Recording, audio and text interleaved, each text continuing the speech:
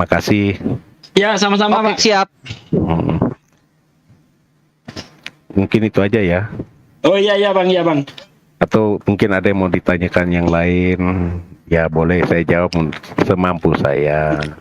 Kayaknya enggak deh. Ya aku. Oh ya.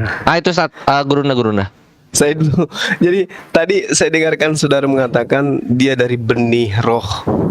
Iya. Nah, sekarang kalau kita lihat di dalam Roma 1 nomor 3, dia juga dari benih Daud. Dia juga dari benih Daud. Kalau dia benih roh, maka dia Tuhan, maka dia dari benih Daud, dia juga manusia. Yang benar yang mana, Bang? Yang benih manusia atau benih roh? Dia dari turunannya, turunan garis keturunan. Jadi maksudnya abang ini, Tuhan abang itu punya silsilah gitu ya? Dia garis keturunan dari Daud. Iya, Gini maksud loh, saya gini Tuhan loh, abang gini itu punya silsilah gitu ya kan? Iya. Gini loh, gini ya. Saya kasih umpamakan aja ya. Iya. Saya dengan saya ini lahir dari ayah saya dengan ibu saya. Ibu saya itu mempunyai keturunan, ayah saya juga mempunyai keturunan, kan gitu. Kan? Iya, maksudnya gini loh, Bang. Kalau Tuhan Anda itu punya silsilah, punya mama, punya adik, punya paman, berarti kan mamanya Tuhan Anda punya anak kan? Aku Maria, aku punya anak dan anak saya itu adalah Tuhan. Iya. Aku Yakobus, aku punya saudara, aku punya abang dan abang saya itu Tuhan. Berarti Yakobus ini adalah kakaknya Tuhan, adiknya Tuhan. Benarkah demikian? Tuhan punya adik? Kalau Yesus ini kan dilahirkan tidak melakukan hubungan, ya dia suci dari perawan suci Bunda Maria, dan dia tidak tersentuh menurut iman keyakinan saya. Iya, maksud saya gini loh, Bang. Kalau misalnya nanti Yakobus itu bercerita ke teman-temannya, percaya nggak kalian kalau saya punya kakak itu adalah Tuhan pencipta langit dan bumi? Kan jadi lawak-lawak, Bang. Iya. Dia nggak ini, mereka diajarkan, disuruh, diperintahkan, beritakanlah, pergilah ke seluruh bangsa, jadikanlah semua muridku dan baptislah mereka di dalam nama Bapa, Putra dan Roh Kudus. Iya kan? Iya, ajarkan apa yang sudah aku ajarkan kepadamu. Itu. Iya. Apa yang kalau Yesus ajarkan? Kalau di Islam, Bang, yang sampai kepada Islam itu adalah beritakan Injil. Sampai ke Islam itu, jadikanlah mereka muridku. Kalau yang dikatakan murid itu pengikut, itu sampai ke Islam, Bang. Kami boleh dikatakan sebagai murid kalau murid itu pengikut. Misalnya Yesus sunat, kami ikut. Iya. Ya kan? Yesus puasa, kami ikut. Yesus sujud, kami ikut. Yesus dikafani, kami ikut. Apalagi menyembah kepada yang ada di langit, kami ikut. Berarti kamilah yang menjadi pengikut, kamilah yang mendengarkan Injil itu. Kalau di Kristen, beritakanlah Injil kepada seluruh, jadikanlah mereka muridku. Nggak sampai, yang ada jadikanlah mereka hambaku. Nah, jadi saudara ini bukan murid Yesus, saudara ini hamba Yesus. Anda mempertuhankan Yesus. Beda itu, Bang. Beda murid, beda hamba. Jadi kalau misalnya murid kelas 5, hamba kelas 5, itu enggak relevan. Sementara Anda adalah oknum yang menghambakan diri kepada Yesus. Yang dikatakan murid itu pengikut, Bang, pengikut. Apa yang diinstruksikan gurunya itu yang dilakukan. Iya, betul. Iya. Saya bukan hamba. Kalau hamba itu kan pelayan. Ya. Kalau hamba itu pengabdi, Bang, pengabdi. Iya. Jadi dia mengabdikan diri kepada siapa? Kepada Yesus. Tapi rancunya di sini adalah Anda mengklaim diri Anda sebagai pengabdi, sebagai hamba, sebagai orang yang mentuhankan Yesus, tapi sang majikan tidak pernah memerintahkan itu. Yang memerintahkan sebenarnya Anda untuk menghambakan diri seperti yang sekarang ini adalah Paulus. Gitu loh bang. Yang memerintahkan Anda menuhankan Yesus, menganggap Yesus itu mati di atas tiang salib, membatalkan hukum Taurat adalah Paulus. Yang memindahkan hari Sabat ke Minggu adalah Paulus. Yang memindahkan babi haram menjadi halal adalah Paulus. Yang memindahkan penyembahan terhadap Bapa yang ada di surga menuju kepada anak Maria adalah Paulus. Jadi Anda itu sebenarnya kalau berbicara mengenai hamba dan pengabdi, Anda itu menghambakan diri, mengabdikan diri kepada Paulusnya dan mengambil Yesus sebagai sembahan. Begitu bang, duduk perkara sebenarnya itu begitu. Coba aja Anda tanya diri Anda, atas perintah siapa saya menuhankan Yesus anak Maria? Jawabannya Yesus, bukan. Jawabannya Paulus. Di mana itu? Di Roma 10 nomor 9 nomor 10. Barang siapa yang berkata dengan mulutnya bahwa Yesus itu adalah Tuhan, maka dia akan diselamatkan. Roma 14 nomor 9 yang barusan kita kaji tadi. Jadi Anda ini hambanya Paulus, mengabdi kepada Paulus gitu. Kalau mengabdi kepada Yesus, maka Anda akan menjadi seorang muslim. Kalau Anda mengabdi kepada Yesus, Anda akan menjadi seorang muslim gitu. Nah, yang terjadi sekarang ini, Anda mengabdi kepada Paulus untuk menghambakan diri kepada Yesus. Gitu, Bang. Oke, sudah saya Iya, mulai. silakan. Kalau memang Dinda Kores masuk. tadi Anda katakan bahwa kami Muslim, Siap, Muslim Gurunda. yang menjadi mengikuti ajarannya Yesus. Ya, satu saja pertanyaan saya. Pernahkah kalian dibaptis atas nama Bapa, Putra, dan Roh Kudus? Oke. Jadi gini, Bang.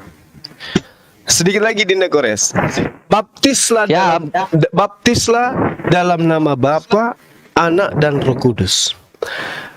Jadi kalau kita berbicara secara literasi ya, Bapa di sini adalah Tuhannya Bani Israel yang disebut oleh kami Allah, esensi yang maha suci lagi maha tinggi yang diharapkan subhanahu wa ta'ala. Anak di sini adalah Nabi Rasul Yesus yang kami sebut Yesua Hamasia. Roh Kudus di sini adalah Jibril yang diterangkan di dalam Al-Quran, pembimbing manusia, penolong yang kemudian didatangkan oleh Allah melalui perantaraan para nabi. Di dalam Yohanes 14 nomor 16, aku akan minta kepada Bapa agar Bapa mengirim penolong lain, yaitu roh penolong atau sang penolong atau roh penghibur. Nah, jadi kalau tentang baptis, kami minimal 5 kali Pak dalam sehari dibaptis dalam nama Allah. Kemudian kami mengabdi, mengimani kepada utusan-utusannya, di antaranya adalah Nabi Isa. Lalu kemudian apa yang kami lakoni, menyembah kepada Allah, ajarannya itu berasal dari Roh Kudus. Pembaptisan, pengakuan dosa, pengakuan penghambaan, ketundukan kepada pencipta langit dan bumi. Nah, perintah-perintah Tuhan itu kemudian dianulir di dalam kitab saudara yang masih digunakan sekarang dari kitabnya orang Yahudi. Basuh tangan, basuh muka, basuh kaki sebelum masuk ke Betel, bait suci. Itu kami lakoni. Ya, pembeda daripada baptisan Anda adalah Anda menuhankan Yesus. Kalau baptisan Yesus itu dibaptis untuk apa? Untuk menyembah kepada yang ada di langit. Berbeda dengan teman-teman kita. Begitu dia dibaptis, dicelupkan di bak mandi atau dimanapun itu, di sungai, habis itu dia menyembah kepada Yesus. Padahal baptis itu tidak begitu. Baptis yang benar itu mengakui Tuhannya Yesus satu-satunya Tuhan, mengakui Yesus sebagai utusan Tuhan, mengakui Roh Kudus sebagai pengajar yang membimbing manusia melalui pewahyuan yang diperintahkan oleh Tuhan. Makanya Yesus mengatakan di dalam Yohanes 16 nomor 12 dikatakan bahwasanya ketika Roh Kudus itu datang, dia tidak berkata-kata dari dirinya. Apa yang disampaikan adalah apa yang diperintahkan untuk ia katakan. Berarti Roh Kudus ini adalah pesuruh. Roh Kudus ini adalah oknum yang diperintahkan untuk menyampaikan firman, bukan Tuhan. Karena dikatakan dia tidak berkata-kata dari dirinya sendiri, melainkan dia berkata sesuai dengan apa yang diperintahkan. Berarti dia bukan Tuhan, Pak. Dia hanya perantara yang bertugas untuk menyampaikan pengajaran. Nah, pengajaran itu disebut wahyu. Jadi kalau dibilang baptis membaptis, umat Islam itu 5 kali sehari dibaptis. Gitu, Pak. Kalau pertobatan ya, tapi baptisnya Kristen, kalau dipakai baptisnya Kristen menilai yang dikatakan, yang saya katakan tadi terhadap Islam, maka memang Islam ini tidak pernah dibaptis, Pak. Tapi kalau baptis ini dinilai dari segi pemaknaan, yaitu bertaubat, mensucikan diri, lalu mengakui Tuhannya Yesus satu-satunya Tuhan, Yesus utusan Tuhan, dan Roh Kudus itu adalah penyampai firman, maka umat Islam itu ya setiap saat dibaptis. Gitu loh, Pak. Jadi itu yang saya maknai tentang baptis. Jadi yang melakukan sebenarnya baptis secara hakiki itu umat Islam. Kalau Anda itu baptis sebagai sebagai doktrin dan dogma untuk menjadi pentuhan anak Maria. Itu baptisnya Kristen tuh. Tapi kalau kita berbicara baptisnya Yesus beda lagi, Pak. Yesus membaptis pakai api dia, bukan dengan air, Pak. Ya, itu dia datang sebagai raja. Dia datang sebagai hakim. Suara Anda kecil. Dinda Kores masuk, Dinda Kores. Oke, siap. Ya, Jack. Gimana, Jack? Ya, kalau tadi yang dibilang dia datang, dia membaptis dengan api. Ya, itu dia datang sebagai hakim, dia datang sebagai raja, dia akan membaptis dengan api dan roh. Ya. Mungkin itu ya pemahaman saya. Mungkin terima kasih teman-teman semua di sini sudah mendalami Alkitab. Mungkin saya juga kalah ya. Mantap, saya salut ya. 1 menit, Pak, sebelum ke Dinda Ini Kores. baru jujur. 1 Lanjut. menit, Pak. Saudara mengakui Yesus akan datang membaptis dengan api, artinya menghakimi. Lihat di dalam Yohanes 12 ya. 12 ya, akhi ya. 12:48 ya. Betul. Bahwasanya barang siapa yang menolak aku, dia sudah menjadi hakimnya, yaitu perkataan yang aku sampaikan kepada mereka. Perkataan itulah yang kelak akan menjadi hakim bagi mereka. Jadi yang menjadi hakim kelak menurut Yesus adalah perkataan-perkataan Yesus ketika Yesus berdakwah kurang lebih 3 tahun, Pak. Bukan perkataan-perkataan Paulus.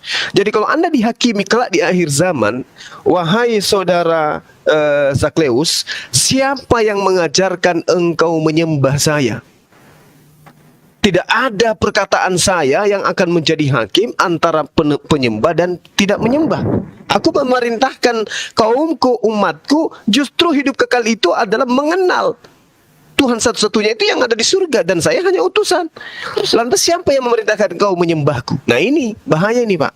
Yohanes 12 nomor 48. Siapa yang menolak aku, dia sudah ada hakimnya, yaitu perkataan yang pernah kuucapkan kepada mereka. Perkataan itulah yang akan menjadi hakim kelak di akhir zaman.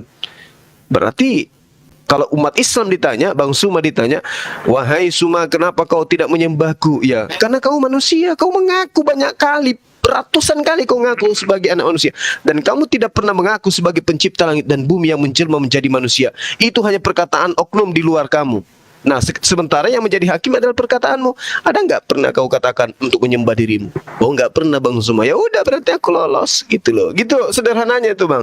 Jadi kalau baptis api itu adalah penghakiman, nah siap-siap aja dihakimi. Siapa yang memerintahkan engkau makan babi? Saya sudah mengatakan di dalam Lukas 16 nomor 17, lebih mudah langit dan bumi lenyap daripada setitik hukum Taurat batal. Sedangkan haramnya babi di dalam Imamat 11 nomor 7 itu adalah bagian terpenting di dalam hukum Taurat. Kenapa kau makan babi? Siapa yang suruh batalkan? Pernahkah aku batalkan? Nah itu yang bahaya, Pak. Demikian. Silakan Dinda Kores. Iya. Gimana, Zak? Oke, makasih atas penjelasannya. Tapi maaf sekali saya nggak bisa ini karena iman percaya saya sudah dibaptis dan disidi dengan pengakuan iman percaya saya. Jadi saya nggak bisa menyangkal Tuhan saya, Tuhan Yesus Kristus. Kalaupun dia bukan Tuhan, itulah konsekuensi daripada pengakuan iman saya. Tapi kalau dia Tuhan, itu juga konsekuensi dari. Iya. Makanya jadi oportunis aja, Brother Zack. Imani aja Yesus itu utusan, kelar, nggak usah ditambah-tambahin sesuatu yang nggak dia omongkan sama sekali. Saya sudah mengakui dengan imam rasul saya,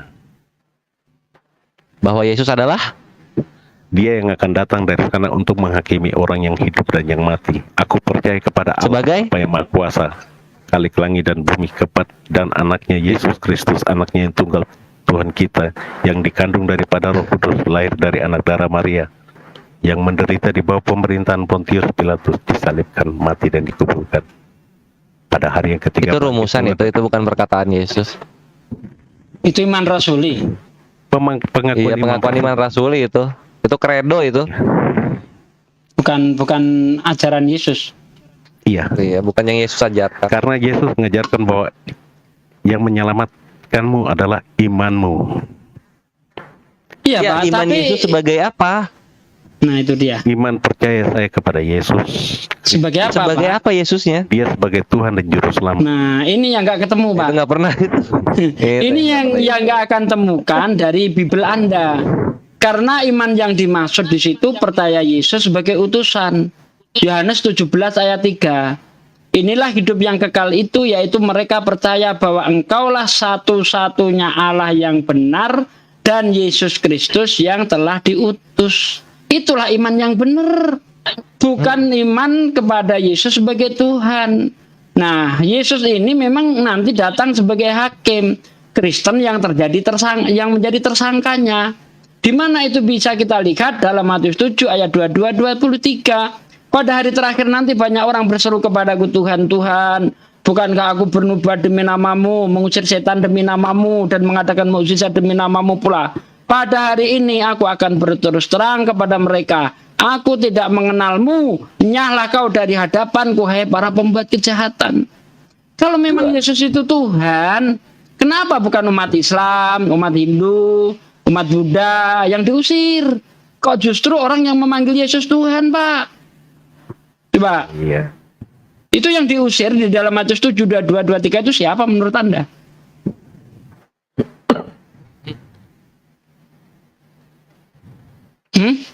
Siapa yang diusir, Pak?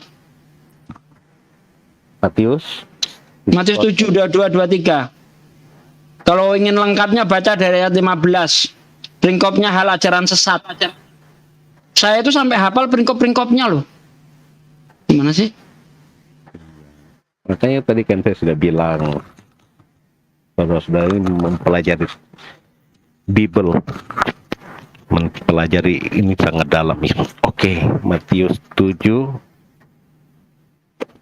ayat 22, Ya. 23. Dari 21 dulu.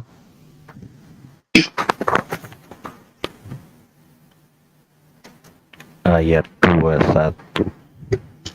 Bukan setiap orang yang berseru kepadaku, Tuhan, Tuhan akan menduduki kerajaan sorga, melainkan mereka yang menuruti kehendak Bapakku yang di sorga. Anda menyembah Yesus, apa itu termasuk kehendak Bapak?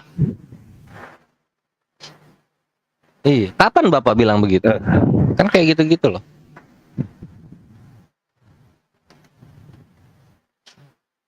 Ini Orang di sini nih mempelajari lawannya itu makin kuat kurang greget Islamnya. nih. Itu kehendak Bapak itu, Bukan. Bapak Paulus. Lawannya Enggak, kurang ini greget tuh sebenarnya sama Pak Kores itu- aja deh. Enggak, Ahi, saudara Dia bukan kita ini, dia mau saudara kita ini mau belajar, Ahi, bukan mau berdebat. itu Satsugi maksudnya. Dibimbing Dia mau aja, belajar. dibimbing. Ini saya lagi bikin kopi campur masako dulu, sambil menunggu yang sudah petran turun tangan. Kelakuan sejak zaman di Facebook itu kalau bikin kopi campur masako itu. Bang Jul, monitor nggak Bang Jul? Aduh. Bang Bang Julian, Jul. Kayaknya udah nggak monitor ya? udah enggak kayaknya. Ya, Samuel Aldo saya masukin ya. Bang Samuel Aldo biar berdua. Samuel Aldo Hmm. yang gereja Assyria itu.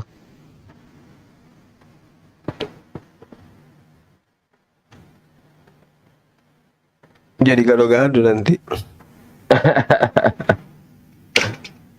Ya itu gue ulang lagi nih, Brother Zack, kami membaca Biblos semakin menguatkan keimanan kami. Ternyata apa yang dikatakan Al-Quran itu benar. Iya, iya. Pengajaran mengenai apa? Hipostasis, apalagi kenosis, apalagi terus Tritunggal, tiga pribadi, apa Tuhan menjadi manusia itu semua tuh cuma di mulut manusia. Ketika kita baca apa yang ada di dalam Biblosnya, itu perjanjian baru terkhususnya nggak ada semua, malah lah ini mah Islam, Yesus utusan itu kan Islam, harusnya kan Yesus Tuhan tertulis tuh gitu. Memang apa yang dikatakan Al-Quran itu terbukti di dalam Bible. Contoh, ya di Al-Quran dikatakan wa malidolimina min angsor. Ya, orang-orang Kristen ini tidak punya penolong, ya. Wa malidolimina min angsor, tidak ada penolong bagi orang-orang yang zalim. Nah, setelah kita baca di dalam Matius 7, 22, 23, Yesus mengusir mereka. Artinya mereka tidak punya penolong di situ. Cep, kan? Yes, bener banget Sasul. Ya, Laqad kafarul ladzina qalu innallaha wal masihu ibnu Maryam. Wa qala masih ya bani Israil abudullaha rabbi wa rabbukum innahu may yusyrik billah faqad haramallahu alaihil jannah wa ma'wahun nar wa ma lidzalimina min ansar. Tidak ada penolong untuk orang-orang yang zalim. Nyahlah kau dari hadapanku hai para pembuat kejahatan. Tuh. Enggak ada salam penolong. penikmat surga salam. Salam shalom. Assalamualaikum. Waalaikumsalam. Muslim Kristen, Waalaikumsalam Pak? warahmatullahi wabarakatuh. Katolik. Aku salah. Katolik ya? Ya, betul. Oh iya ya. Ya, Silakan, Bang. Kenapa mau naik? Tadi dengar saja, serasa asik ngobrol aja. Bagian mana yang asik untuk dibahas? Hanya dengar dengan apa ini? Soal ketuhanan Yesus. Ketuhanannya Yesus. Ada yang mau dikomentari barangkali dari apa yang diingat yang sudah didengar? Mungkin apa ya? Semua orang kan bisa punya persepsi yang berbeda-beda, punya pendapat berbeda, punya penafsiran yang berbeda. Hanya saja mungkin saya mendengar atau salah mendengar ya. Ini kita terlalu memaksakan penafsiran kita terhadap keimanan orang lain. Jadi Boleh kita buang dulu penafsiran? Boleh nggak kita buang dulu penafsiran? Kenapa mesti dibuang, Bang? Ya supaya kita tuh jadi sama gitu loh. Itu. Berbeda itu pasti, Bang. Bang Jangan. menerima- Supaya kita Bang sama. menerima Mau sama nggak? Tidak. Mau sama nggak kita? Tidak. Nggak mau sama. Iya. Itulah gunanya perbedaan, Bang. Ya udah, apa yang ditafsir? Ayat mana yang ditafsirkan sehingga Yesus menjadi Tuhan? Kenapa? Ayat mana dalam perjanjian baru yang ditafsirkan sehingga Yesus menjadi Tuhan? Ini dari pengetahuan saya atau bagaimana? Tentunya dari pengetahuan saudara. Sudah ada 4 kata saja itu. Boleh. Sepertinya kan saya mendengar tadi saudara-saudara semua ini kan lebih paham soal Bible, Alkitab kan? Itu. Alhamdulillah iya. Ah, itu. Hanya saja mungkin itu terlalu menurut saya kan saudara-saudara ini mungkin lebih fokus kepada keimanan orang lain daripada keimanan tersendiri. Nah, untuk soal ketuhanan Yesus itu boleh dilihat saja 4 kata yang ada di Yohanes 10 10 ayat 30. Satu itu sebagai apa? Silakan ditafsirkan.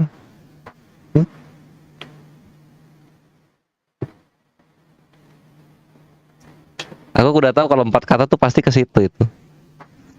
Coba Aku dan silakan Bapak penafsirannya dimulai adalah aja. Satu. Halo, selamat malam saudara-saudara. Gimana? Apa kabar? Malam saudara lelah dan tampan. Jangan ngamuk-ngamuk lah. Nggak ada, ngamuk-ngamuk nggak ada. Gi, Ini kami penuh kasih dan canda tawa di sini. Ini tadi open cam kok kelihatannya Pak Bom, tapi suaranya lain. Iya aku kira juga, oh bom nih, tapi kok beda Iya. namanya. Berarti bukan. Nah, kan, kan mirip Pak Bom kan? Oh, yo. Lebih langsing. Lebih Oh, ini ganteng, Pak Bom Lebih KW ganteng. ini ya. Gimana? Alhamdulillah. Itu gimana penikmat surga sih kan?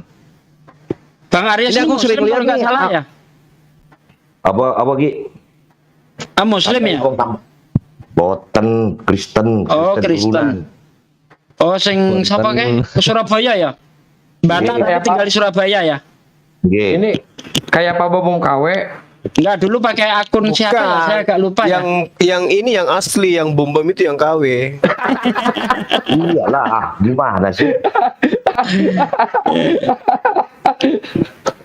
Aduh, ngakak saya Gurunda. Ada aja. Lanjut Pak penikmat. Silakan. Silakan penafsirannya gimana? Aku dan Bapak adalah satu. Sambil rokokan ya.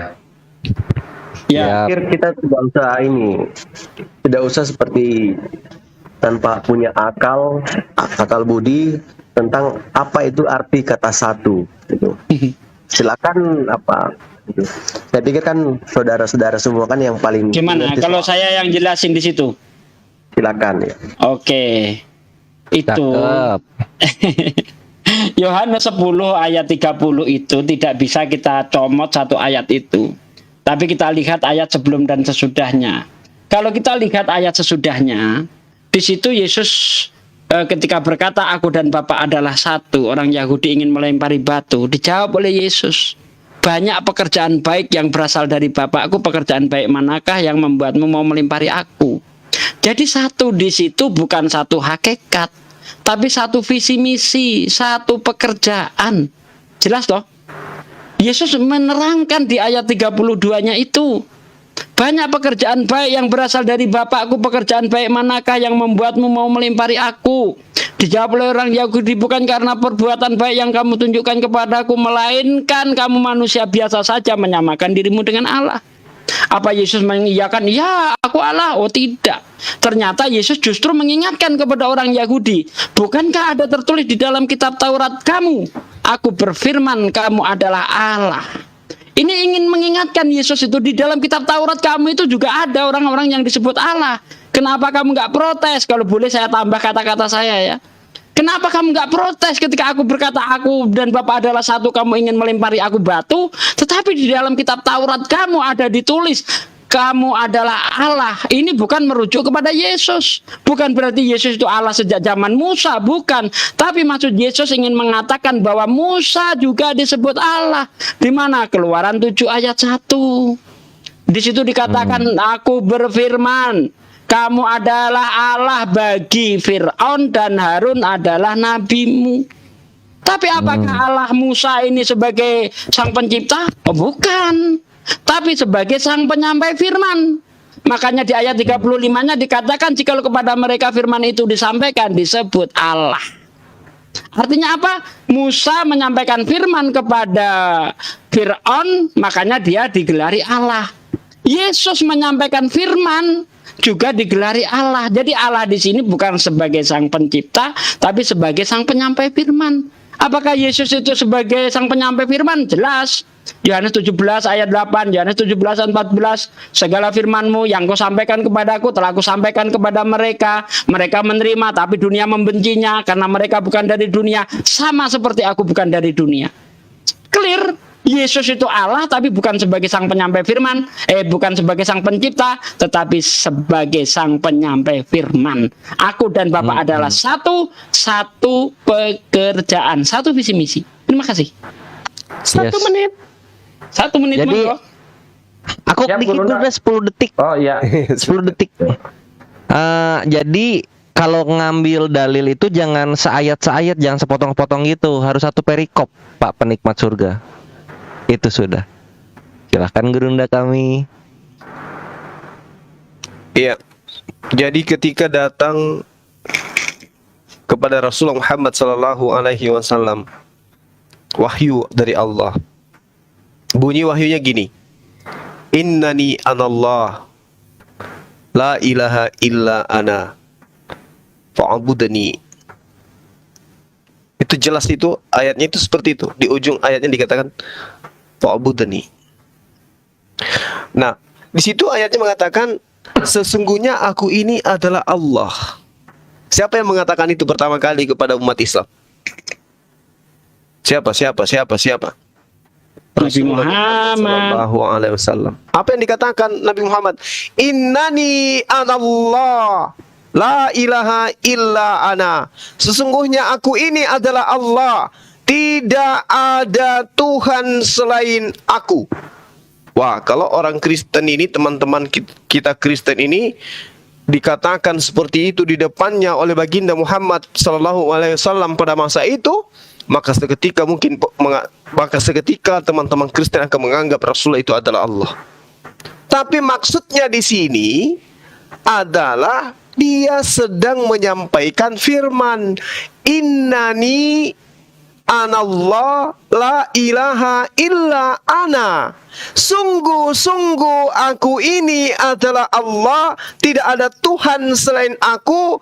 Fa'budni, maka sembahlah aku. Bayangkan, kalau orang Kristen didatangi oleh Nabi Muhammad, wahai orang Kristen, aku ini adalah Allah, tidak ada Tuhan selain aku, maka sembahlah aku. Maka seketika Anda akan memahami bahwa Rasulullah Muhammad SAW itu adalah Allah. Dia adalah Tuhan. Padahal dia sedang menyampaikan firman Tuhan. Begitu juga Yesus. Aku tidak berkata-kata dari diriku sendiri.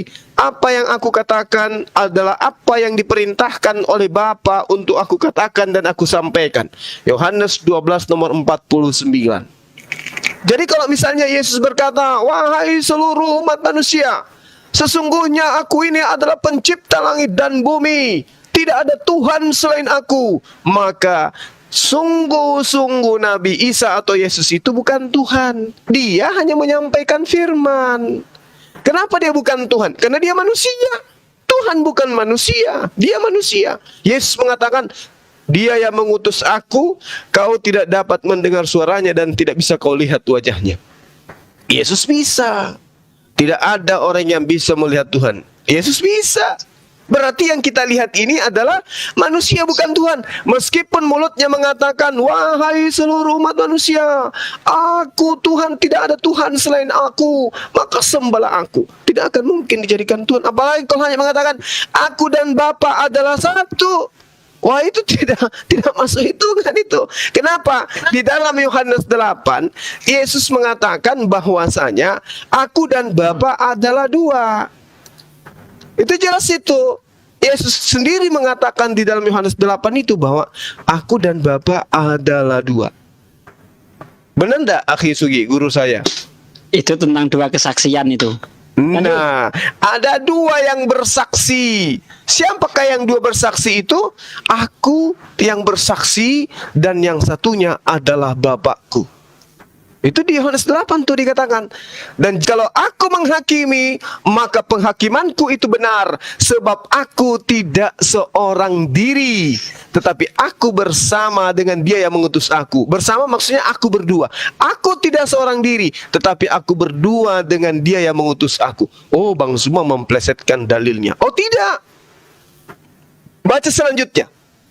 Nomor 17-nya. Dan dalam kitab Tauratmu ada tertulis bahwa kesaksian dua orang adalah sah. Ini sudah disebut oleh Yesus. Kesaksian dua orang adalah sah. Nah, apa sambungannya? Akulah yang bersaksi tentang diriku sendiri, satu, dan juga Bapa yang bersaksi, yang mengutus aku bersaksi tentang aku, dua. Berarti aku dan Bapa adalah Dua. dua. terbantahkan tadi. Lebih hebat baginda Rasulullah Muhammad sallallahu alaihi wasallam. Innani anallahu la ilaha illa ana fa'budni wa aqimis salata li zikri. Sungguh-sungguh aku ini Allah, tidak ada Tuhan selain aku, maka sembahlah aku dan laksanakanlah salat untuk mengingat aku. Tidak ada satupun orang Arab kemudian menyembah baginda Rasulullah Muhammad sallallahu alaihi wasallam. Maka agama itu harus berbareng dengan akal. Demikian, silakan yang lain. Ya, lanjut Pak, tanggapannya Pak Penikmat. Saya mau ke belakang dulu. Oke. Ini mungkin Jadi- Pak Aris mau menambahkan. Halo, selamat malam. Gimana kabar? Iya, silakan Pak. Kalau ini kan room muslim, saya nggak tanya Kristen, soalnya saya kan Kristen ya kan. Saya mau tanya dulu ya. Saya dulu waktu SMP sambil bercerita lah kita ya. Ada kawanku kan, cewek. Waktu itu kan sholat Jumat istirahat ya. Aku tanya beliau, cewek ini, kenapa kau nggak ikut sholat? Aku bilang, nggak boleh bang, nggak wajib kami. Dia bilang, coba jelaskan dulu. Saya pertanyaan itu saya sampai sekarang saya tanya orang kurang puas bang. Coba dulu jawab, kenapa? Soalnya kan di mata Tuhan manusia sama toh. Kenapa seorang cewek tidak wajib, seorang cowok wajib? Coba dulu terangkan.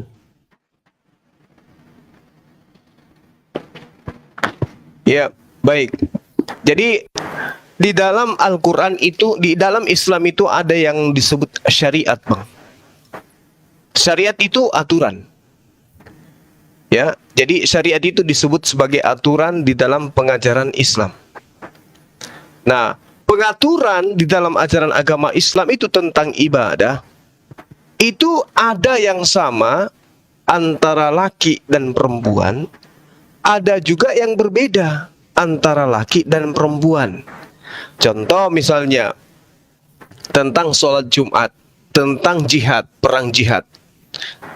Perang jihad itu dikatakan bahwasanya siapa yang mati syahid dalam peperangan, maka dia mati syahid. Syahid ini hukumnya langsung surga. Maka wanita pada masa Rasulullah itu protes. Kenapa kami tidak bisa kemudian untuk ikut perang? Kami juga ingin mati syahid. Kata Rasulullah, kamu lebih muda mati syahidmu. Apa itu ya Rasulullah? Kamu cukup mengabdi kepada suamimu, pelihara anak-anakmu dengan baik sehingga mereka menjadi anak soleh dan soleha. Mati kamu dalam pengabdianmu itu syahid. Gampang kali mereka wanita ini dapat syahid. Nah, terkait dengan sholat Jumat, itu tidak diwajibkan bagi mereka. Yang wajib itu adalah laki-laki, karena memang perempuan itu diperintahkan ibadahnya di rumah untuk menjaga marwah marwah wanita itu sebagai penjaga anak di rumah gitu loh. Tidak ada kewajiban. Tapi kalau mereka mau sholat Jumat di masjid, silakan aja. Tapi itu tidak wajib. Itulah keistimewaan wanita, Pak. Salah satunya. Jadi alasannya kenapa mereka tidak sholat Jumat, tidak diwajibkan, ya karena memang mereka itu disunahkan dan diwajibkan di rumah, menjaga anak, mendidik anak dan seterusnya.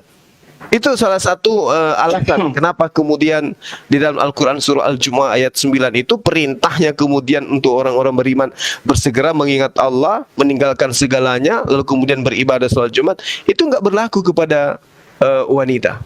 Karena wanita cukup di rumah saja, itu pahalanya sudah setingkat dengan sholat Jumat.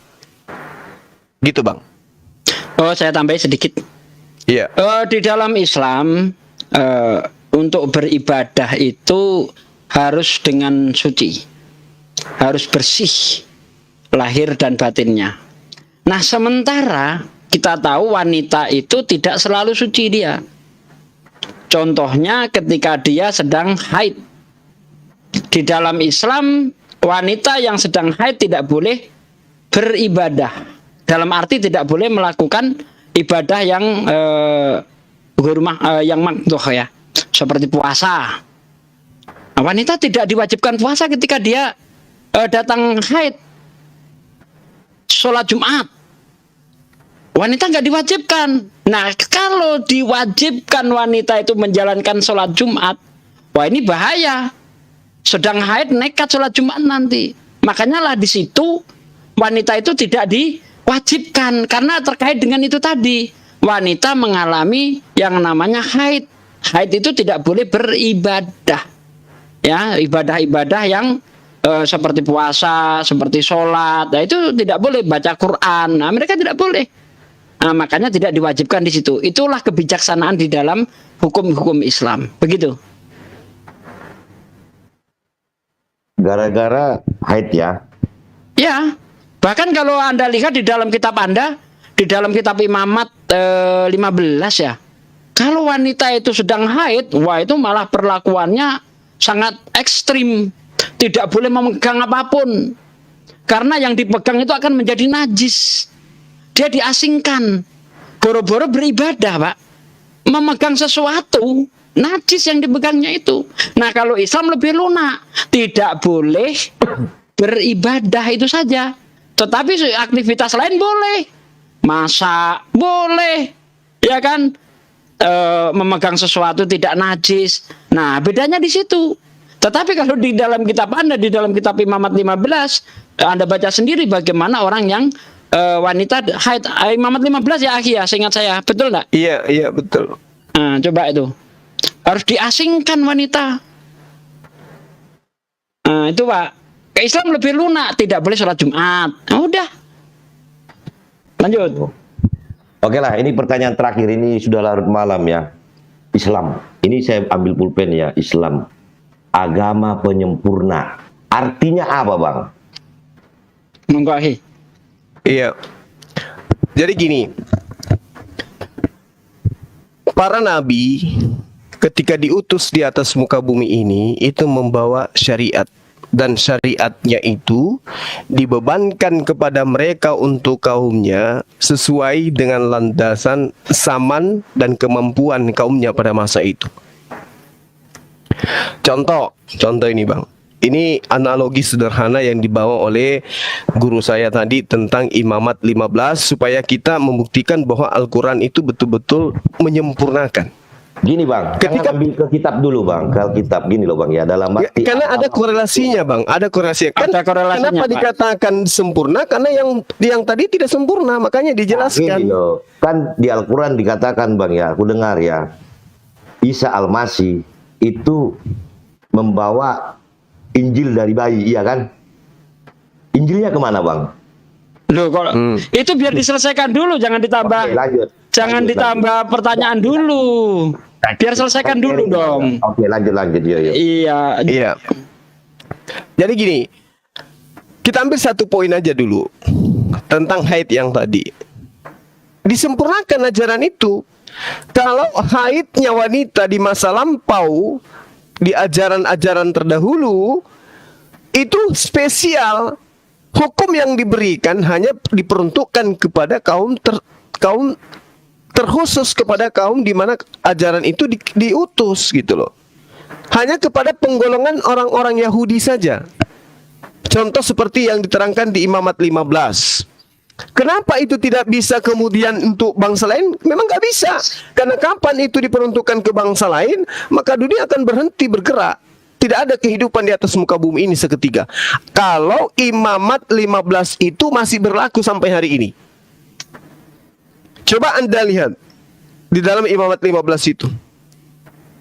Apa yang tertera di sana? Seperti yang diterangkan tadi, wanita yang haid ketika menyentuh benda yang disentuh oleh orang lain ini, orang yang menyentuhnya akan kena najis, dihitung tidak tahir dia sampai matahari terbenam.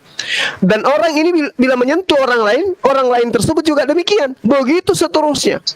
Jadi wanita yang haid ini harus diungsikan ke hutan yang tidak ada manusia di dalamnya. Tapi mau kemana manusia-manusia ini mau diungsikan? Sekiranya ajaran itu masih berlangsung sampai hari ini, maka tidak ada kehidupan. Tidak ada kehidupan.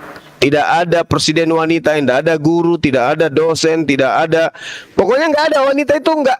Wanita itu racun dunia jadinya. Betul-betul wanita itu racun dunia. Nggak bisa disentuh dia kalau haid.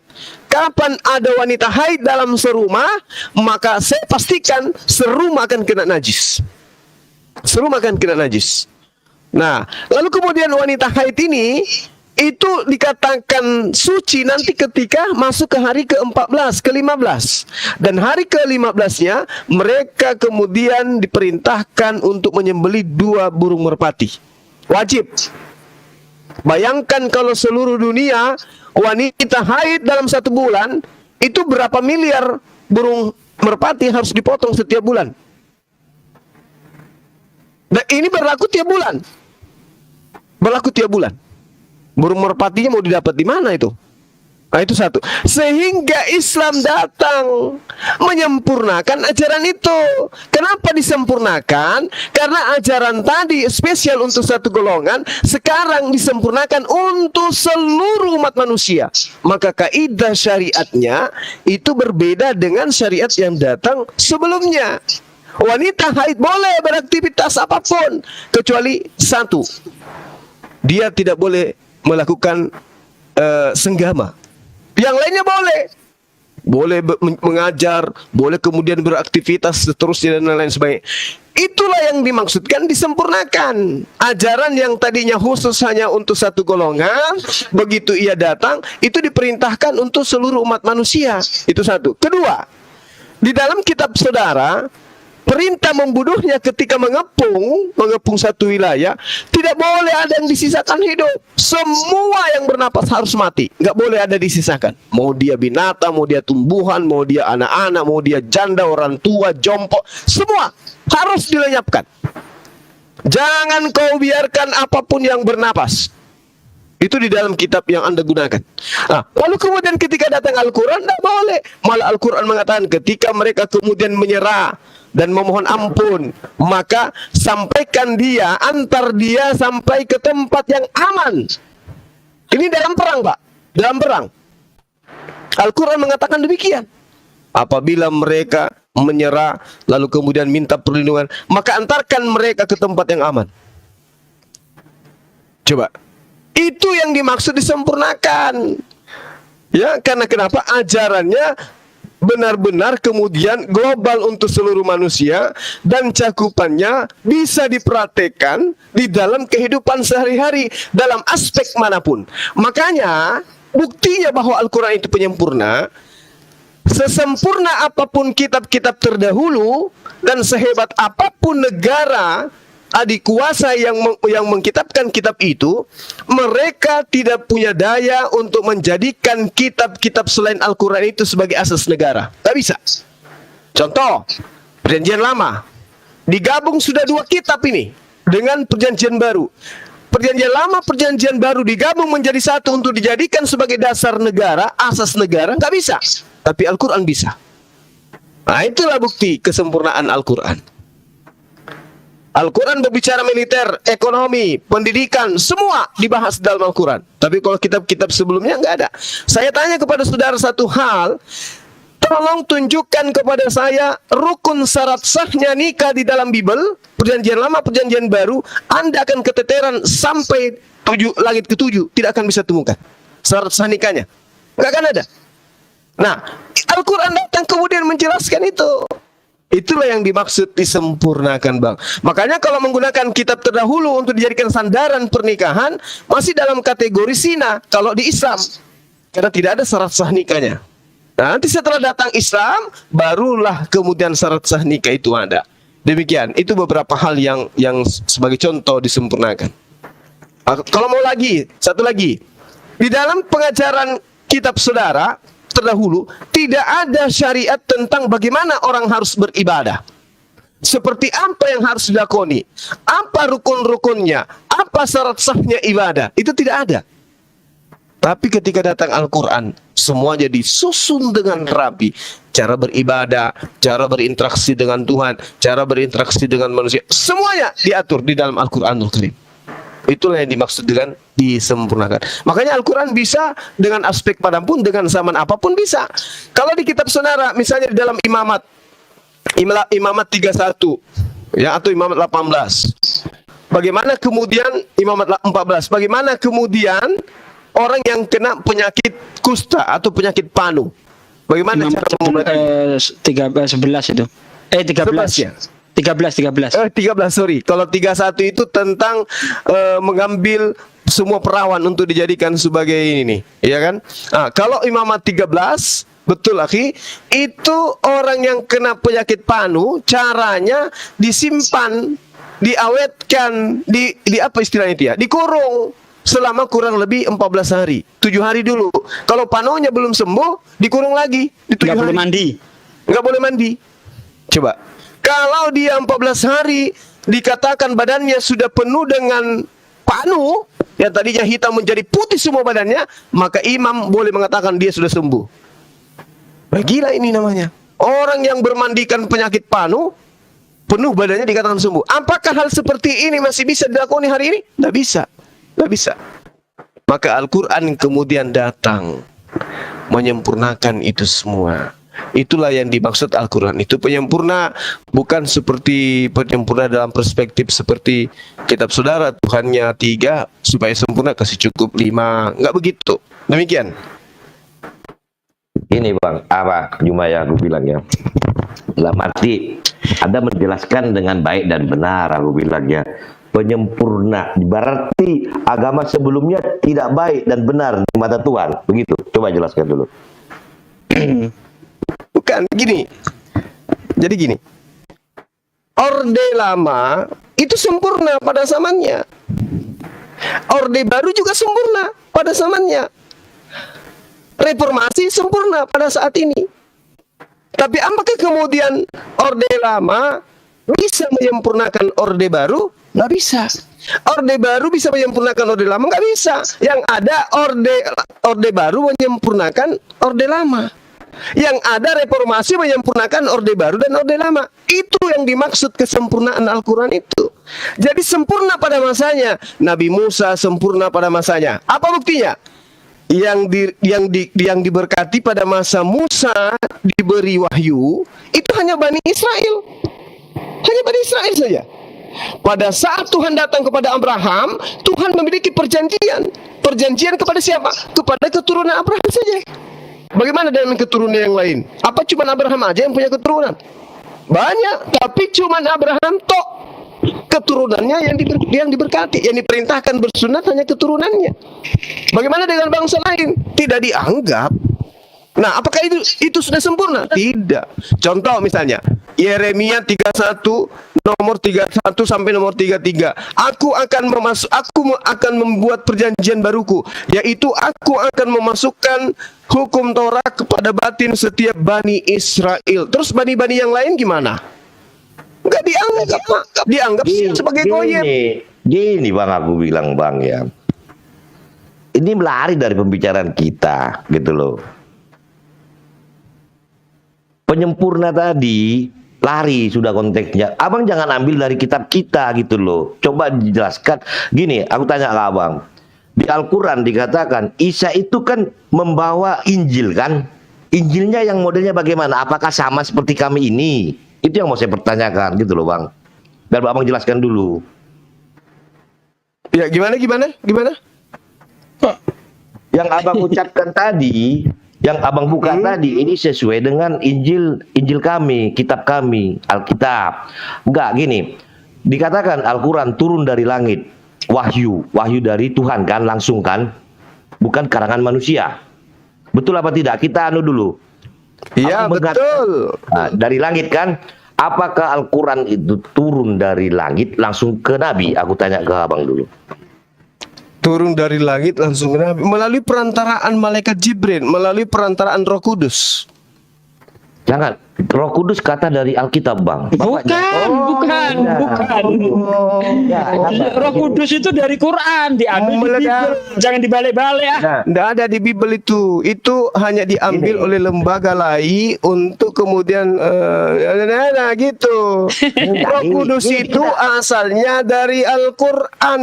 Tidak ada di Bible, nggak ada. Di terjemahan Indonesia baru ngambil dari Quran, Bang. Enggak gini kan, umumnya kan kata-kata Roh Kudus di Islam itu tidak ada Bang. Kata siapa?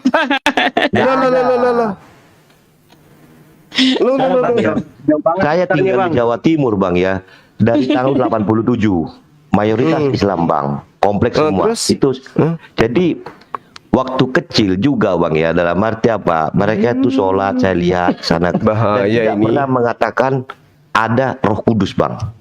Bapak garis bawahi dulu. Kalau yang Anda maksud burung merpati di Islam memang nggak ada.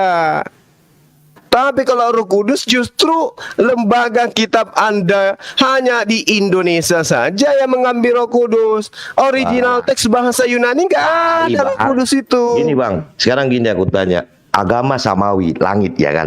Langit Ya. dia bilang. Nah, yang pertama agama samawi. Sabar dulu, satu-satu kita bicara. Kalau gini Enggak, itu ada yang noise, ada yang noise itu. Itu itu noise itu penikmat surga. Lanjut. Ya gimana Nah, bang? gini. Saya kan ini kan room muslim, aku bilang. Saya kan harus tanya, tahu. Iya kan dari tadi abang Gini, bertanya. oke. Kan aku iri loh Jangan sama takut kalian. kita Surga udah. kalian enak loh, aku bilang. Enak. Ya lebih enak di surganya Yesus bang, 100 Enggak. istri. Jujur aja, saya nggak munafik gitu loh. Enak di kalian loh. Ini nih saya kasih tahu. Enaknya di mana bang? Enaknya Bentar. di mana? Anda tadi mengatakan Roh Kudus tidak ada dalam Al-Qur'an. Ini Al-Baqarah ayat 87 itu. Jelas sekali di situ walaqad ataina Ini loh, musal kitaba. Bentar, Anda tadi bentar. Wong kitab dia aku gak ero kok, apalagi kitab sampean ngono lho.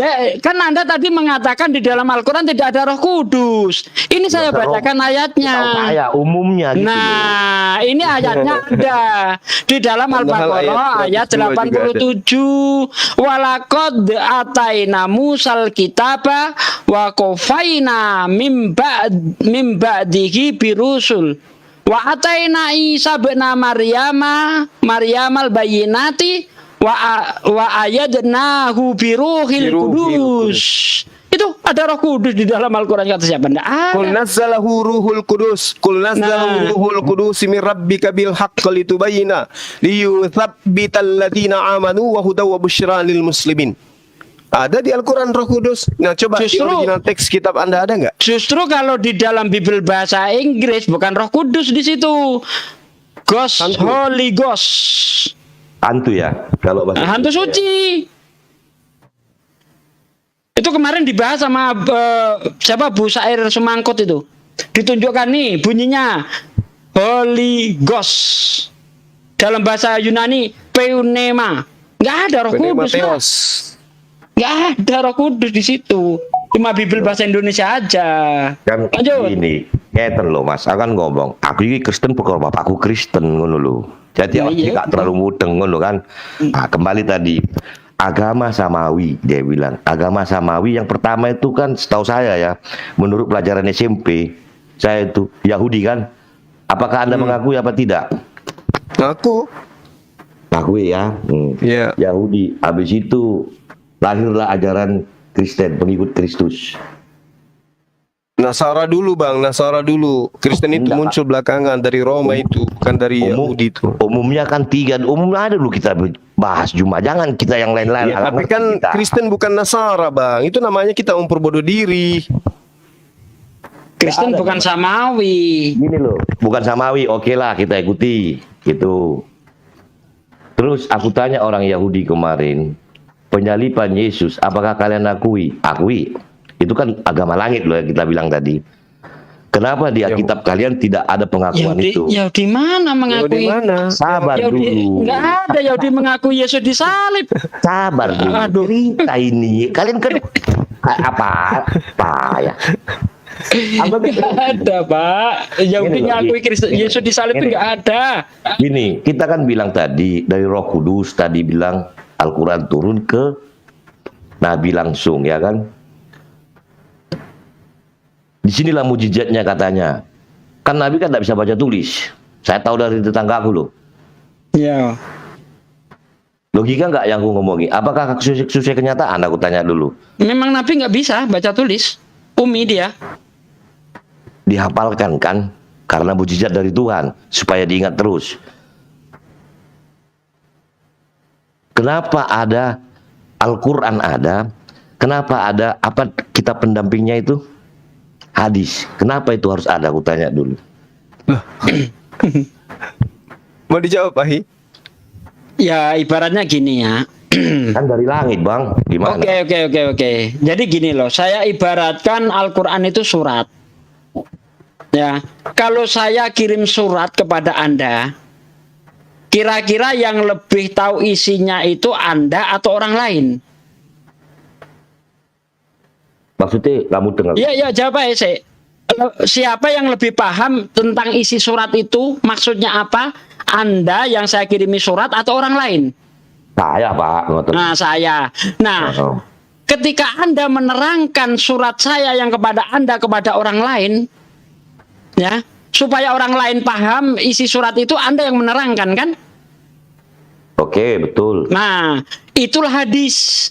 Allah ngirim surat kepada Nabi Muhammad supaya kita paham isi Al-Quran itu, Nabi Muhammad yang nerangin. Itulah hadis. Makanya diperlukan hadis untuk mengerti isi Al-Quran.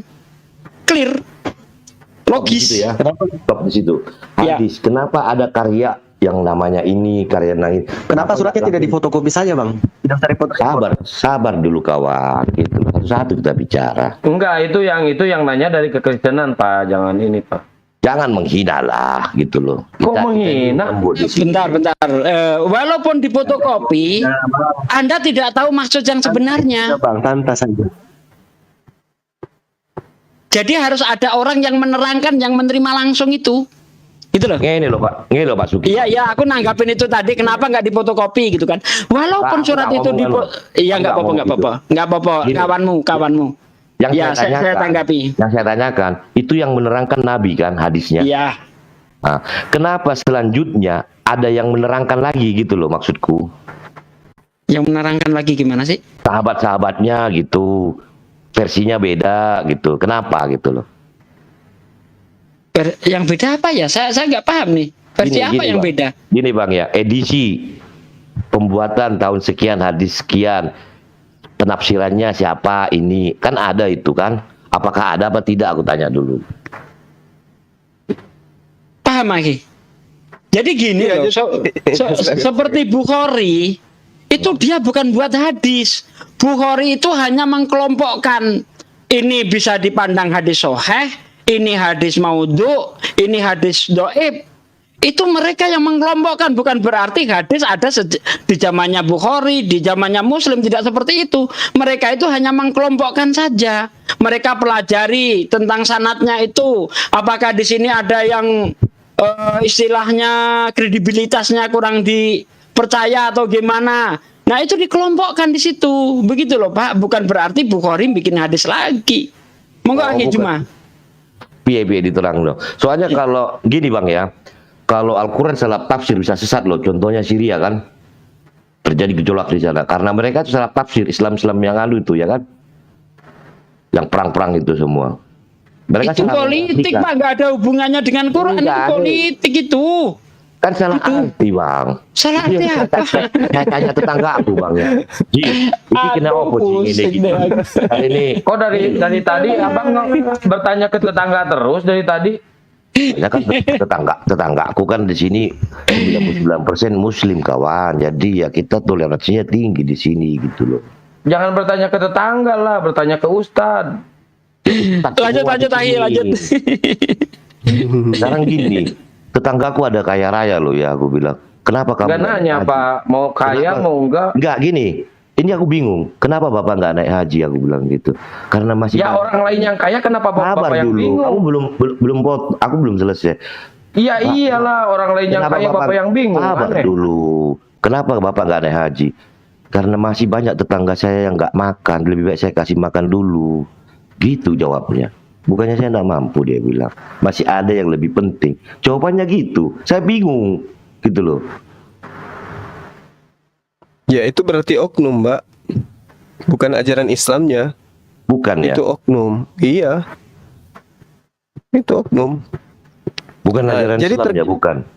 Ya, jadi terkait dengan, jadi gini, orang itu naik tanah suci Pak, bukan hanya dari harta, harus siap mental, harus siap sehat kesehatannya, keluarga yang ditinggalkan, dan pahala haji itu banyak, bukan hanya ke tanah suci, puasa sebulan penuh itu pahalanya juga sama.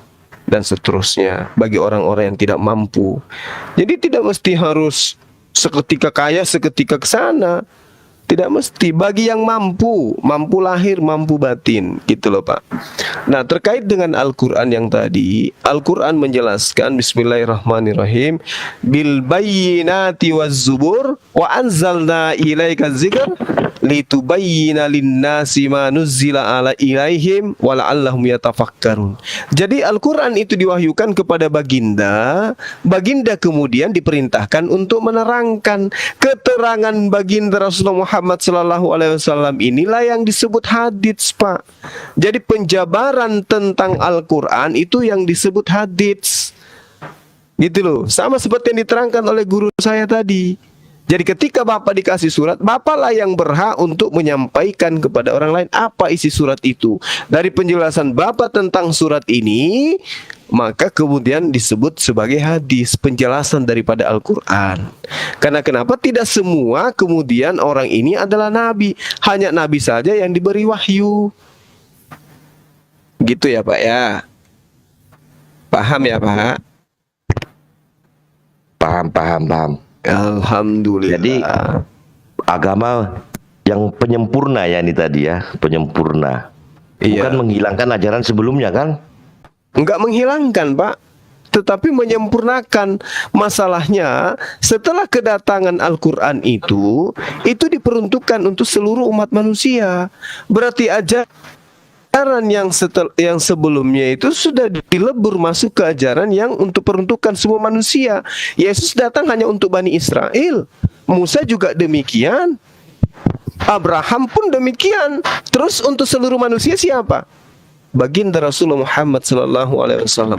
Makanya dikatakan di dalam Al-Qur'an, wa innaka latahdi ila siratim mustaqim.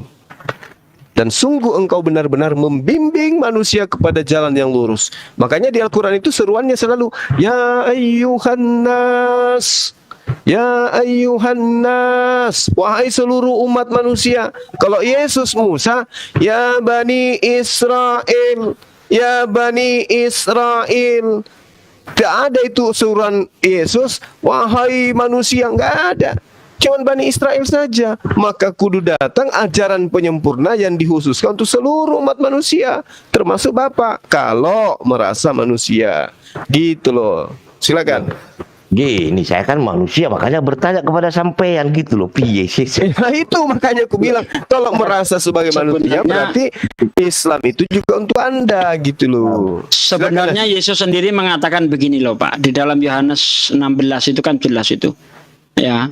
Yesus berkata, banyak hal yang harus aku sampaikan kepadamu, tapi saat ini kamu belum sanggup untuk menanggungnya. Artinya bahwa ajaran Yesus sendiri itu belum sempurna. Ada nanti yang akan menyempurnakan. Siapa? Ya Nabi Muhammad Shallallahu Alaihi Wasallam. Makanya Yesus mengatakan, aku akan minta kepada Bapa seorang penolong yang lain. Gitu loh. Jelas itu Pak ya, tertulis Pak ya. Jelas. Anda baca di dalam Yohanes 14 ayat 16. Aku akan minta kepada Bapa seorang penolong yang lain. Tuh, jelas itu. Ya oke lah. Terima kasih. Ya aku bukannya bilang, soalnya apa? Kalau aku nanti, soalnya nggak dapat warisan nih saya, ngeri. Kalau saya nggak dapat warisan, ngeri. Aduh. Cinta dunia ternyata. Jadi kalau Anda nggak jujur dikasih ya. warisan gitu. Jujur ya aku bilang. Saya Memang nggak dapat itu. warisan dari Iya. bapak saya, nanti saya nggak dapat. Memang itu yang mengganjal kawan-kawan Kristen ketika mau mualaf itu Pak. Tidak dapat warisan. Loh. Kita manusia loh, kita kan harus fair, cengli. Nggak usah munafik lah, ya kan? Iya. Saya gini aku tanya, siapa yang tahu masuk neraka surga? Aku tanya. Siapa yang ada di kepala ini? Kan sudah ada aturannya Pak. Gini loh, cuma nggak ada saksinya itu. Yesus mengatakan itu juga kok. Kalau kami di surga kami ya, cuma nyanyi-nyanyi doang memuliakan Tuhan di surga kami. Bahaya itu, Gitu. bahaya itu Pak, bahaya. Jujur, Dalam aku bilang. jangankan di surga Pak, ya kehidupan kekal. Di dunia ini aja Bapak habiskan waktu Bapak untuk nyanyi-nyanyi, memuji-muji. Kira-kira Bapak sanggup?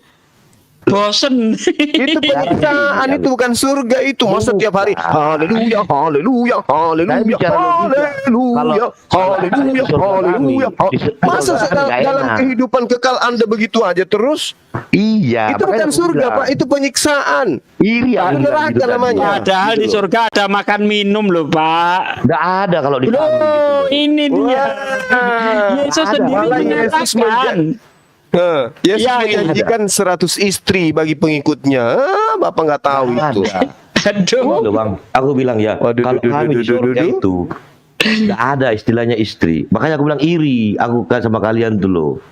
Matius 19 itu dibaca itu. Ada. Yesus menjanjikan 100 kali lipat istri kepada pengikutnya yang mengikuti dia. Pengikutnya loh, Pak, bukan pentuhannya. Kan Bapak kan yang menuhankan, beda, bukan pengikut Anda ini. Ini aku bilang ya, itu aku nggak pernah dengar ya cuma ya. Matius 19 nomor 29. Aduh, nanti coba saya belajar Alkitab dari Kejadian sampai Wahyu pelan-pelan lah. Kalau kayak gini. kalau jangan terjemah jadi Indonesia. kejadian. Matius aja langsung Matius 19 nomor 29. Tapi bacanya di kitab yang lebih tua. Jangan kitab buatan Indonesia. Kalau kitab buatan Indonesia sudah dihilangkan Gini. kata istrinya. Gini loh, seandainya ini tidak disahkan negara, kan sudah dicabut izinnya, Bang. Gimana? Disahkan karena dari Kristen yang mau. Masa Loh, pemerintah mau menolak iya. kitab sucinya orang? Bukan. Nggak ada. Pemerintah tidak punya kapasitas untuk menelaah kitab sucinya agama orang. Nggak bisa. Oh, Tidak punya pemerintah intervensi. Nggak Pemerintah bisa, itu nggak tidak intervensi mengintervensi agama. Sejak kapan pemerintah mengintervensi agama? Enggak lah. Ya, jadi coba Anda lihat kitab Anda yang lebih tua, jelas di situ dalam bahasa Yunani gunaika. Gunaika itu artinya istri. Itu dihilangkan di terjemahan Indonesia supaya tidak malu-maluin, Pak. Maksud ada Tuhan punya Seperti istri. abang Gitu loh bilang maksud. tadi ya, tidak mungkin orde lama pakai orde baru. Ini kan orde baru, Bang. Berarti Mengikuti boleh dong kalian kitab saya. suci. Kalau yang saya maksud orde lama reformasi itu kitab sucinya beda. Nah, sekarang yang punya Bapak itu kitab sucinya orde lama, kitab sucinya orde baru, kitab sucinya reformasi, itu aja, cuman direvisi. Itu kitab Anda. Kalau Al-Qur'an kagak. Bang. Mau tanya nih, Bang. Ya, lanjut. Tanya lagi. Ya, silakan. Bang. Terus kalau kitab asli itu yang mana, Bang? Ya, kitab asli itu yang diwahyukan dari Allah. Yang di Al-Quran, Al-Quran. itu asli. Tinggal satu, tinggal Al-Qur'an, tinggal Al-Qur'an. Alkitab Yang orang- di Injil. Alkitab Kan orang- Yesus kan bawa Injil dari bayi kan, gitu loh. Nah, tapi jangankan Injilnya, Yesusnya aja ditolak oleh kaumnya. Gimana mau masih ada Injilnya? Dia aja ditolak. Bang, jawab dulu dong, Bang. Apa tuh? Alkitab asli orang Kristen yang mana? Alkitab yang bahasa Yunani kali ya. Karena tapi kalau kita melihat di dalam naskah kitabnya orang Kristen itu tidak ada dari abad pertama. Yang sekarang yang digunakan itu tidak ada. Yang bilang dari bahasa Yunani, yang bilang siapa, Bang? Maksudnya? Itu Iya, kodeks tertua Sinaiticus dan Vaticanus itu bahasa Ibrani, bahasa Yunani. Iya, kemudian saya tanya, aslinya yang mana, Bang? Pernah lihat? Tanya sama internal kalian, karena ada kodeks Vaticanus, ada Sinaiticus, maka dari kemudian itu, ada kodeks Amiatinus, ada kodeks Aleppo, ada Leningrad, ada yang dalam bahasa Aram, ada Koptik, ada Ibrani, ada Suryani, ada Greek. Tanya kepada mereka yang ahli, yang mana yang asli. Pasti Anda bingung. Ini, Bang, yang saya bingung kan seperti Abang ini yang paling ahli soal Alkitab orang Kristen kan? Oh, bukan ahli. Bukan, saya hanya mengatakan bahwasanya kitab dalam bahasa Koptik itu ada pertama kali di abad ketiga atau abad keempat. Yang berbahasa Aram, Targum, itu abad kelima. Taurat Samaria itu ada abad ke-16. Kemudian apa lagi? Aleppo Codex dan Leningrad itu ada di abad 10. Sementara perjanjian baru lengkapnya itu nanti di abad ke-4 Septuaginta, Codex Sinaiticus dan Codex Vaticanus. Nah, itu Apa Bang, lagi? saya tanya dari semua itu aslinya mana, Bang? Enggak ada, Bang. Karena yang mana yang asli? menurut para pakar Bible sendiri, ya kan, teks yang ditulis itu nggak ada, itu berdasarkan salinan ke salinan, nggak ada bang, Jelas bang, salinan ada karena ada aslinya bang. nggak ada, itu sudah nggak ada, itu menurut para pakar sendiri, ya, autografa, nah ini yang asli itu kan disebut autografa itu, yang tulisan asli itu disebut autografa. Itu nggak ada, Bang. Iya, bentuk autografanya itu bagaimana, Bang? Ya tanya sama apa itu orang-orang Kristen sendiri itu. Nggak ada. Kalau Anda kira Kalau ada aslinya sudah pasti disertakan. nggak ada, Yang- Bang. Anda tanya orang Kristen manapun, coba tanya mana autografanya itu. Nggak ada yang bisa jawab. Lah, kan abang-abang ini kan paling ngerti soal Alkitab. Bang Kores Ya monitor nggak, Bang justru Kores? karena kita ngerti makanya kita sampaikan demikian. Jangan Anda minta untuk ditunjukkan. Iya, masuk. Abang-abang ini menafsir juga dari salinan-salinan Nah, ini saja. bagian Bang Kores ini, Bang. Apa yang bagian aku ini? Itu loh, dia autograf. nanya mana yang asli. Gimana nanya kita, sedangkan pakar mereka sendiri sudah menunjukkan autografa itu nggak ada. Pakar yang Betul, mana? Bang Kores? Gini, kabar ya. Aku bilang, kalau aslinya Alkitab saya sudah paham. Aku bilang, nah, makanya saya nggak tanyakan mereka. Saya kan tanya masalah keimanan. Ini kan room Islam gitu, saya mau menanyakan gitu aja. Oke lah, selamat pagi ya. Ini mau kerja besok cari duit, nggak makan besok lagi kalau gara-gara ini. Ya udah, Terima ya. kasih ya Juma ya. Waduh, aku belum jawab Tapi ada loh. warisan, Bang. Ada apa Gimana? dengan Kores malam ini? Itu Gimana, penikmat sama penikmat tuh. Dia menanyakan mana aslinya, autografa itu mana. Ada di saya ada. Kalau Udah, kalau di Pak saya- Bom istirahat dulu. Pak Bom istirahat dulu. Nanti nggak dapat warisan, Pak Bom. Jadi gini ya, sebuah informasi ketika dikatakan palsu itu tidak harus ada aslinya. Saya kasih contoh. Ada surat edaran di atas namakan Jokowi, ya kan? Isinya siapa warga negara yang tidak yang masih belum punya pekerjaan setiap bulan akan digaji 3 juta. Tapi di situ tidak jelas ini siapa yang membuat surat ini. Tanda tangannya Jokowi nggak ada. Lalu orang yang mengetahui ini akan mengatakan, nah itu palsu. Lalu apakah ada yang bertanya mana aslinya? Oh ya tidak ada. Dari mana kita mengetahui itu palsu? Karena tidak jelas asal usulnya. Sama seperti hadis. Ketika kita menganggap bahwa itu hadis palsu, nggak ada orang Islam menanyakan mana hadis yang aslinya. Nggak ada. Karena apa? Itu dikatakan palsu karena tidak jelas. Ini aslinya dari mana? Sanadnya seperti apa? Penyampainya siapa? Makanya dikatakan palsu. Nah, kitab Anda kalau saya lihat berdasarkan ilmu hadis tergolong informasi palsu. Contoh, Matius. Katanya Matius ditulis oleh Matius. Bentar. Katanya Matius ditulis Matius. Abang katakan palsu, tunjukkan aslinya, Bang. Waduh, nggak paham yang saya sampaikan tadi. Sebuah informasi dikatakan palsu tidak harus ada aslinya. Makanya saya gambarkan tadi ketika ada surat edaran yang mengatakan bahwa rakyat Indonesia yang nganggur akan digaji 3 juta, tetapi tidak jelas ini penyampainya siapa. Hanya dikatakan ini dari Jokowi, tapi nggak ada tanda tangan Jokowi. Maka informasi ini dikatakan palsu atau surat kaleng. Nah, demikian juga Bible, ini tidak jelas siapa penulisnya. Katanya ditulis Matius, tapi faktanya bukan ditulis oleh Matius.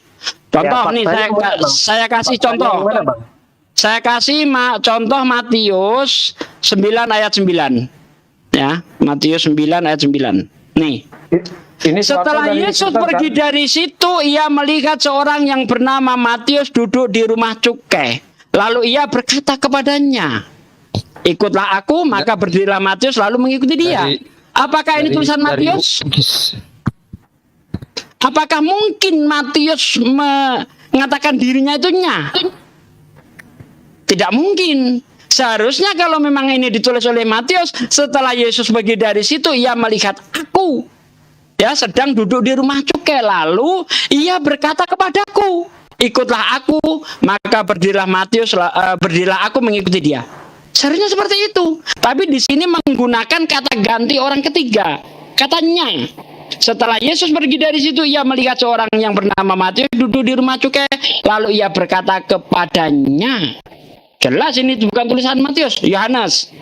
Contoh Yohanes, kita lihat di dalam Yohanes 21 ayat 24. Di situ dikatakan dialah murid yang memberi kesaksian tentang semuanya ini dan yang menuliskannya bahwa kesaksiannya itu benar.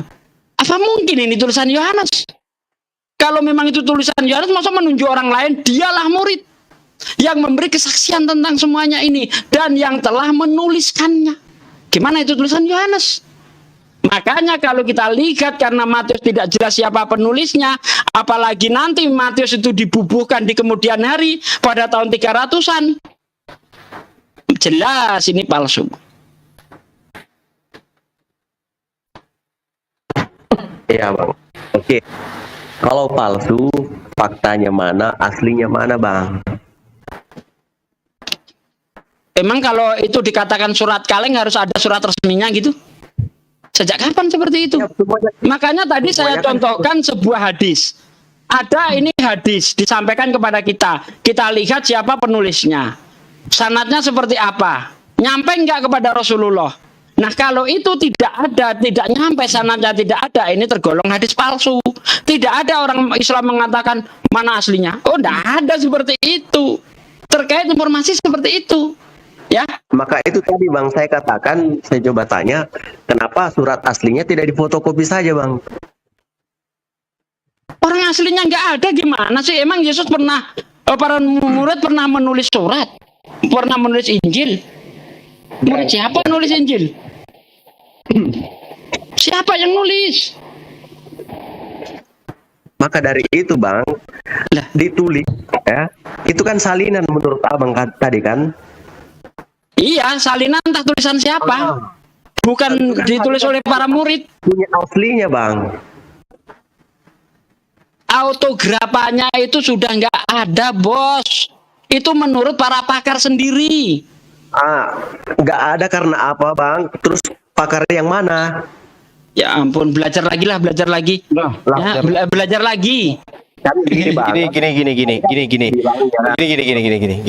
untuk membuktikan gini. Sabar dulu. Yesus itu datang menggunakan bahasa apa ketika Yesus datang mengajar?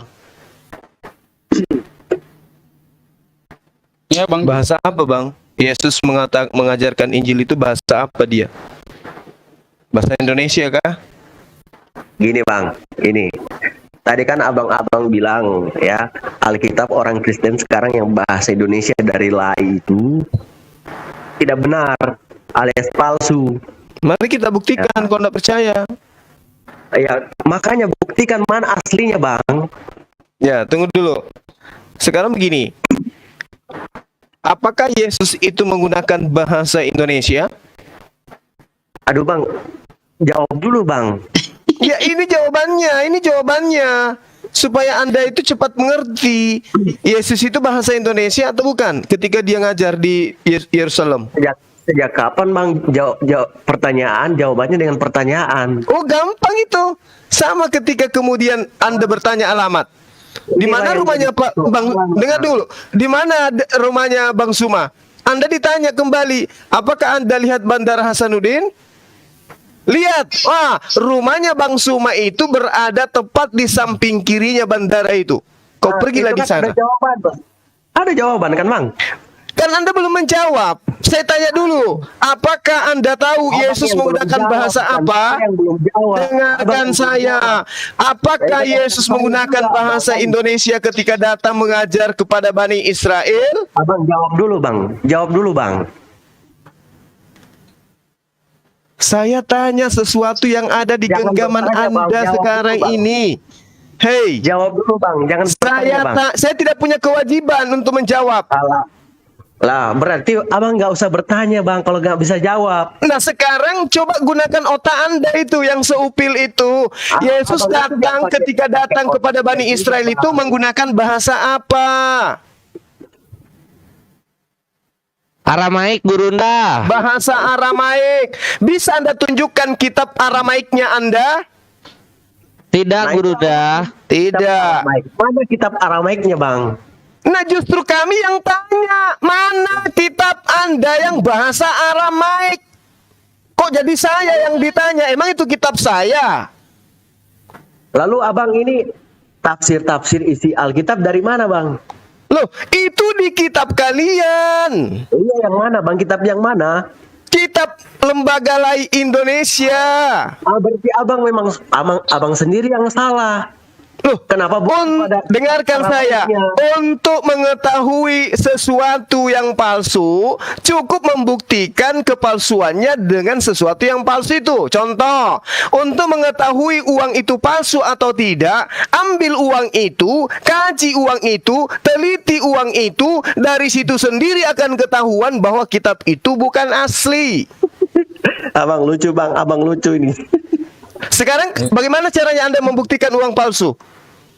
Iya, tentu disandingkan juga dengan yang asli, Bang, kan? Loh, yang aslinya sama warnanya, sama nomor serinya ada, bagaimana caranya Anda membuktikan? Aduh, Abang ini, lucu kali Babang ini. Mentok dia kan? Mentok dia. Mantap. Bagaimana cara Anda membuktikan tadi? Cara Anda membuktikan uang itu palsu atau tidak tanpa uang asli pun, ketika Anda mengambil uang palsu itu pasti ketahuan. Tinggal diterawang. Oke? Jelas? Nah, kalau sudah diterawang tidak berkesesuaian bahwa itu uang asli, maka udah pasti itu palsu. Nah, sekarang kita terawang kitab Anda. Apakah Yesus berbahasa Indonesia? Ini Soeharto Muslim apa Kristen Soeharto ini? Muslim. Oh iya. Gantian dulu ya Bang. Ya gantian dulu ya Bang. Iya ya, keluarin aja nggak apa-apa. Ya. Apa saya keluar? Akhi Juma, kalau saya katakan misalnya Akhi Juma membawa hadis palsu gitu, lalu saya katakan itu palsu. Apa Akhi Juma nanya mana aslinya? Kan enggak kan? Dari Enggak mana kita dong. tahu? Dari apa silsilah apa misalnya Dari sana. caranya, ya kan, penulisnya siapa, kan seperti itu namanya informasi. Bukan nyari aslinya mana, bukan seperti itu. Dia mungkin nggak ngerti mungkin. Sini aku kasih contohnya. Ya Contoh udah, hadis silakan. ya, hadis palsu. Kenapa hadisnya palsu? Ya karena Nabi Muhammad tidak pernah ngomong seperti ini. Nah, kenapa Injil-Injil lu palsu? Ya karena Yesus tidak pernah ngomong seperti ini, kan gitu. Kemudian Yesus ngomong yang asli yang mana, Bang? Yesus ngomong asli ya di mulutnya. Dia ngomong itu tidak mungkin berbahasa Yunani gitu. Memang nggak bahasa Yunani, Bang. Terus kenapa tulis bahasanya Yunani semua di ini, di apa? Di Perjanjian Baru. Mana, Bang? Semua itu bahasa Yunani. Yesus itu ngomong di sana bahasa Yunani. Aduh, parah ini orang gak ngerti apa-apa. Aduh, parah. Udah hancur. Kodeks Sinaiticus Vaticanus itu Arke enhologos, tehologos, prostonteon, kai theos, enhologos. Itu apa itu? Itu Yunani. Yesus katanya orang Yahudi, tapi kok Perjanjian Baru orangnya ngomong Yunani. Ya buat kami itu palsu lah. Kodeks Vaticanus. Jadi mana yang asli? Yang asli itu yang apa dijelaskan oleh Islam. Apa yang dijelaskan oleh Islam? Itu dia. Nah, kan diem lu kalau begini kan. Lu kalau nggak mau dibilang palsu ya jangan bahasa Yunani. Yesus yang ngomongnya gitu. Kasih bahasa Ibrani atau enggak bahasa Aramaik. Itu aja susah. Aduh, Abang. Coba tunjuk satu dalil yang Yesusnya ngomongnya pakai bahasa Ibrani bukan Yunani. Coba ada nggak? Karena sudah Mati berapa malam, gitu? saya pamit duluan ya, Bang Kores, Akhi Juma, saya pamit host. Terima kasih. Ya, yuk, assalamualaikum. Waalaikumsalam. Ya, waalaikumsalam warahmatullahi wabarakatuh. Wah, bubar satu, bubar semua ini kalau begitu. Iya, saya juga udah hampir jam 3 di sini, Dinda. Iya, Oke. ini jam 2 di sini. Jam 3 di tempatku. Masalahnya juga teman-teman kita yang Kristen ndak terlalu memahami Bible-nya soalnya gitu. Iya. Iya bang, kan Jadi- abang kan paling ngerti Bible-nya kan, kitabnya. Ya gampang lah di ngerti orang bahasa Indonesia kok. Yang jadi pertanyaan adalah ternyata abang paham paling mengerti dari Bible yang palsu juga. Iya, saya paham bahwa Bible Anda itu palsu. Iya, abang juga kan penafsirannya, pemahamannya dari sana. Nah, sekarang begini, kita ambil satu data ini untuk membuktikan sebelum saya pamit ya. Kamu itu dilembut-lembutin ternyata susah. Di dalam kitab saudara Anda buka sekarang Bible Anda di 1 Korintus 11 nomor 1. Jadilah pengikutku sama seperti aku juga menjadi pengikut Kristus. Padahal bahasa yang lebih tua, kitab yang lebih tua mengatakan Ginomai memites katos kagu Kristus. Jadilah teladanku sebagaimana saya juga adalah Kristus. Itu terjemahan yang benarnya. Tapi di dalam kitab Anda, jadilah pengikutku sama seperti aku juga menjadi pengikut Kristus. Padahal bahasa Yunaninya sama seperti aku juga Kristus. Sebab sebagaimana saya juga Kristus. Paulus juga mengaku Kristus, tapi di kitab Anda terjemahan baru diganti. Jadilah pengikutku sama seperti aku juga menjadi pengikut Kristus. Kan tidak nyambung. Itu contoh ya, itu contoh. Silakan. Oke, aku izin ngomong ya. Berarti yang asli bahasa Yunani ya bang? Coba gua tanya penikmat surga. Penikmat surga Paulus itu agamanya Tanya Kristen saya atau lagi. Nasrani? Kenapa? Tanya saya. Itu dari Paulus itu agamanya Kristen atau Nasrani coba? Kristen bang.